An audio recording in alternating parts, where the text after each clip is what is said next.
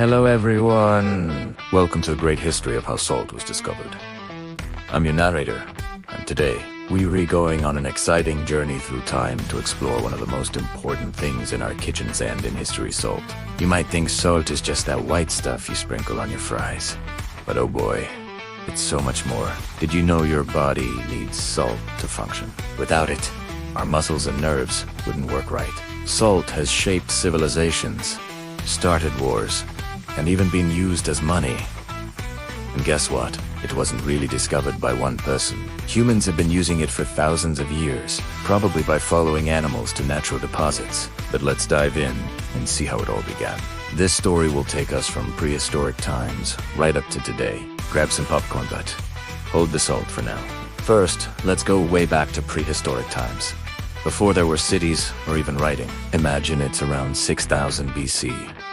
That's over 8,000 years ago. In Europe, at a place in Romania called Poiana Slatinei Lunca. Early Neolithic people were producing salt. They collected brine from springs and let the water evaporate, leaving salt crystals behind. Why did they do this? Well, animals showed the way. Deer, elephants, and other creatures instinctively seek out salt licks, natural spots where salt comes to the surface. Early hunters followed these animal trails, and those paths became the first roads. Settlements popped up near salt sources because salt was essential. It helped preserve meat and fish so they wouldn't rot. Without refrigeration, that meant people could store food for winter or long trips. In Bulgaria, there's an ancient town called Solna Sata, nicknamed Salt Town. It was built around 4700 BCE, around a salt mine, and the people there got wealthy by trading salt across the Balkans. Archaeologists found salt pans in Yorkshire, England, dating to about 3700 BCE. Picture this: people making clay pots to boil salty water over fires. Salt made life easier and tastier. Now, let's travel to ancient China, where salt history gets really organized. Around 2700 BCE, during the time of the legendary Yellow Emperor, the Chinese published the Pengsokanemu, the earliest known book on pharmacology.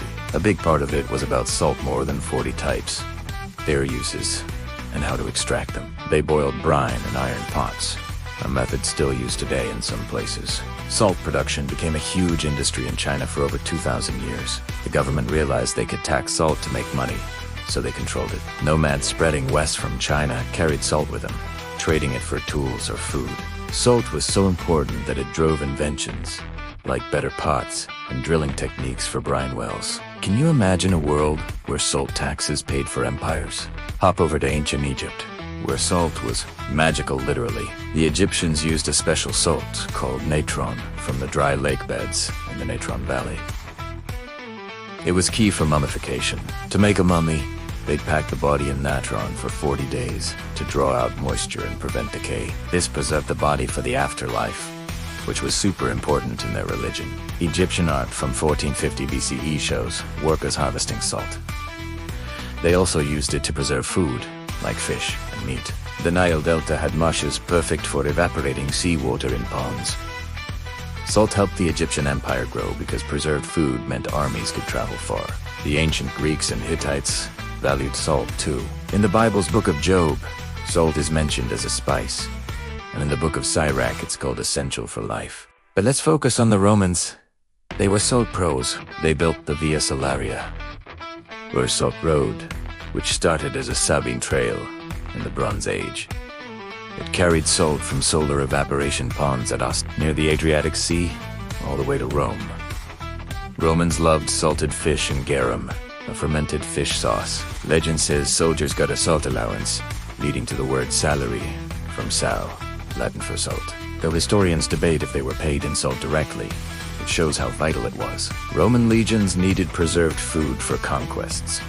As we enter the Middle Ages, salt became a source of power and conflict. In Europe, salt roads linked mines to markets. High-quality rock salt was mined in Transylvania and southern Poland. The Wieleczka salt mine in Poland, started in the 13th century, was a wonder. Ores dug deep, creating chambers big as cathedrals. They even carved salt statues and chapels. Salt revenue built cities like Munich in 1158. when a Duke and Bishop fought over salt taxes. In Africa, Sahara caravans with thousands of camels hauled salt slabs from mines like Taudeni to Timbuktu. Trading for gold, 1 pound of salt for 1 pound of gold. In Ethiopia, salt bads were currency until recent times.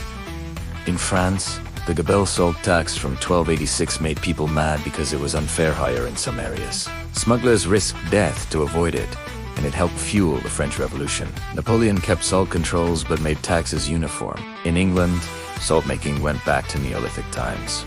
But in the Middle Ages, they used open pan evaporation in places like Lincolnshire. Wood fires heated the pans, leading to deforestation. The Doomsday Book, in 1086, lists many salt works across the ocean in the Americas.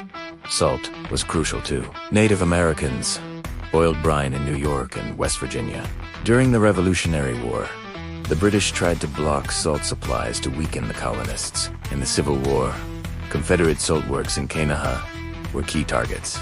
Lewis and Clark noted salt springs on their 1804 expedition. In the 19th century, technology revolutionized salt. Solution mining pumping water into underground deposits to make brine spread. Vacuum pans made evaporation efficient, replacing smoky open pans. Huge solar ponds in warm places like Australia and Mexico produce salt cheaply. Liverpool exported Cheshire salt worldwide.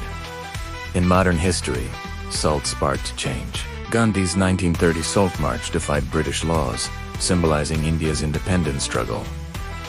Today, salt is iodized to fight diseases like gout. We use it for everything from food to road dicing. But overeating salt can be bad for health, so balance is key. Fun facts.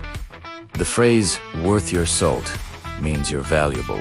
From Roman times, spilling salt is bad luck because it was expensive. Throw some over your shoulder to ward off evil. So, that's the great history of salt from ancient licks to global trade.